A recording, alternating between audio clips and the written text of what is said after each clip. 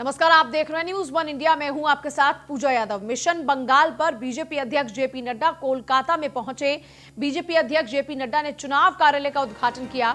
JP Nadda का ममता बनर्जी पर वार भी इस दौरान रहा। असहिष्णुता का दूसरा नाम ममता बनर्जी है। जेपी नड्डा का दावा, बंगाल में 200 प्लस सीटें जीतेगी बीजेपी, यानी 200 प्लस का मिशन बंगाल के लिए बीजेपी ने रखा है।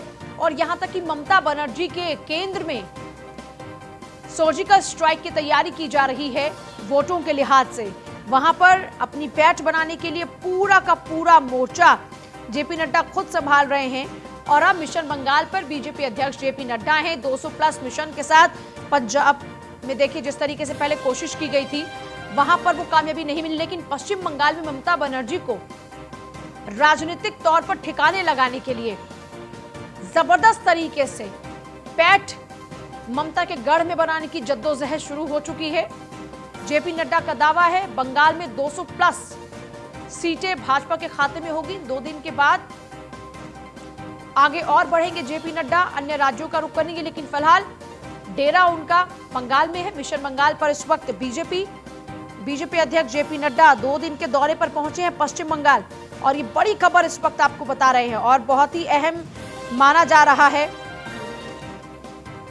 इस दौरे को।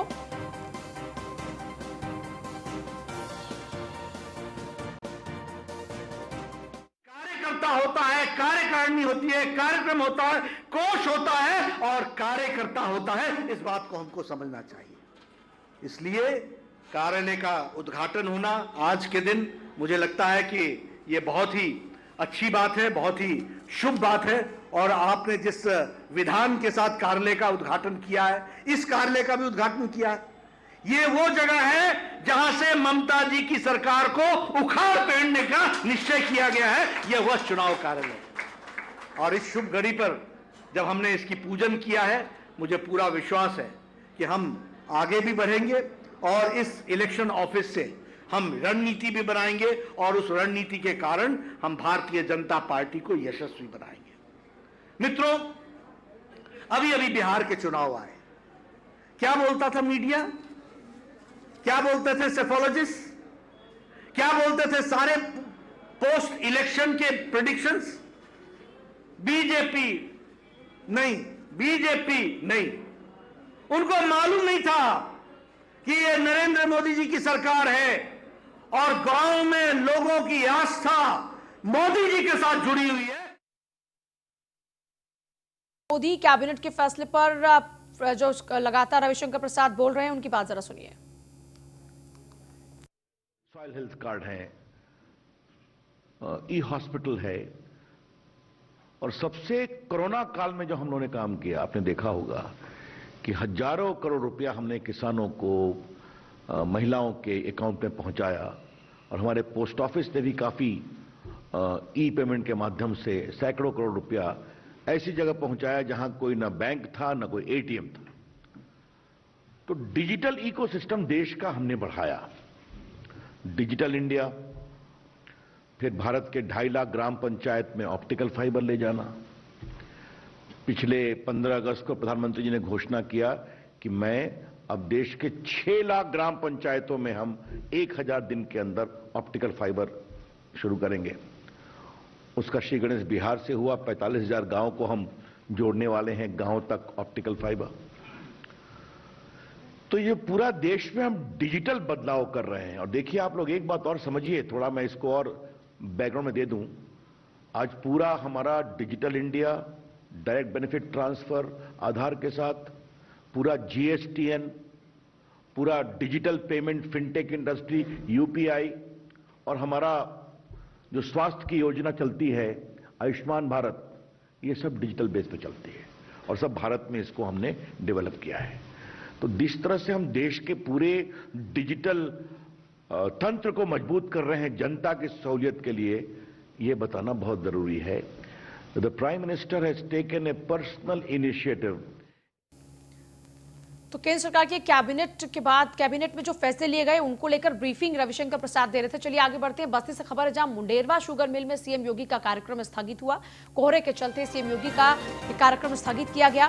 कोहरे के चलते नहीं उतर पाए सीएम योगी का हेलीकॉप्टर और इस कारण से ये कार्यक्रम स्थगित करना पड़ा।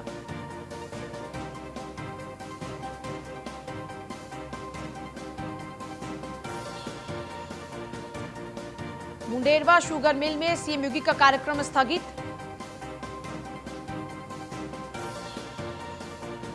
सल्फर रहित शुगर मिल का यहां दरअसल उद्घाटन होना था, लेकिन सीएम योगी का कार्यक्रम स्थगित हो गया। मुंडेरवा शुगर मिल में सीएम योगी का कार्यक्रम स्थगित, क्योंकि कोहरे के चलते सीएम योगी का यहां कार्यक्रम सफल नहीं हो पाया। उनका हेलीकॉप्टर नहीं उतरा कोहरे के चलते और कार्यक्रम स्थगित हो गया।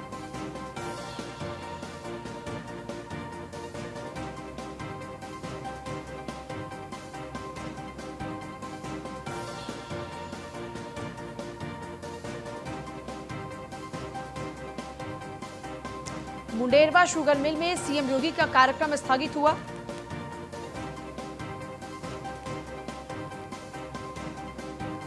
कोहरे के चलते नहीं उतर पाए सीएम योगी का हेलीकॉप्टर, कोहरे की वजह से कार्यक्रम स्थगित।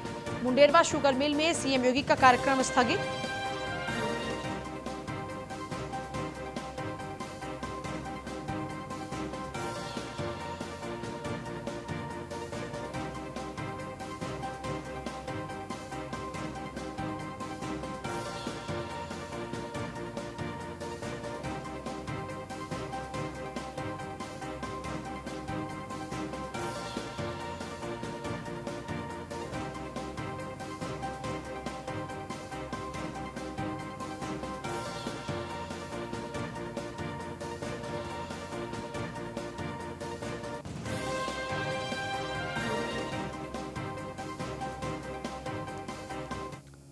सीएम योगी ने ली कोविड-19 के संबंध में बैठक। कोविड-19 के संबंध में गठित समितियों के अध्यक्षों की बैठक ली। सीएम आवास 5 कालिदास मार्ग पर यह बैठक संपन्न हुई। सीएम योगी आदित्यनाथ ने दिए उचित दिशा निर्देश। सीएम योगी ने कोविड वैक्सीन प्रशिक्षण का अवलोकन किया।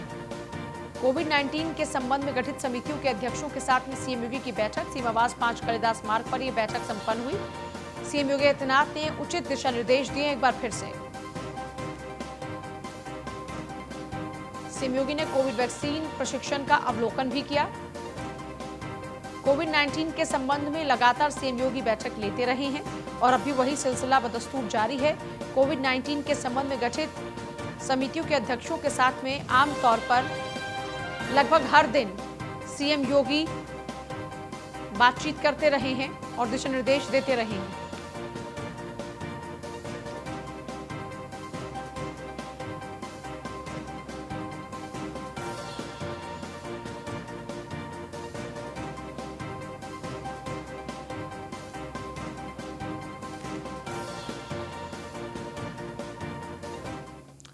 डिप्टी सीएम केशव प्रसाद मौर्य ने किया आगरा का दौरा। सांसद राजकुमार चहर के घर पर मौजूद हैं डिप्टी सीएम। सांसद राजकुमार चहर के पुत्र को शादी का आशीर्वाद दिया। सांसद राजकुमार चहर के घर पर डिप्टी सीएम केशव प्रसाद मौर्य मौजूद हैं। सांसद राजकुमार चहर के पुत्र को शादी का आशीर्वाद दिया। केशव प्रसाद मौर्य ने किया आगरा का दौरा और अब सांसद राजकुमार चहर के घर पर मौजूद हैं डिप्टी सीएम केशव प्रसाद मौर्य।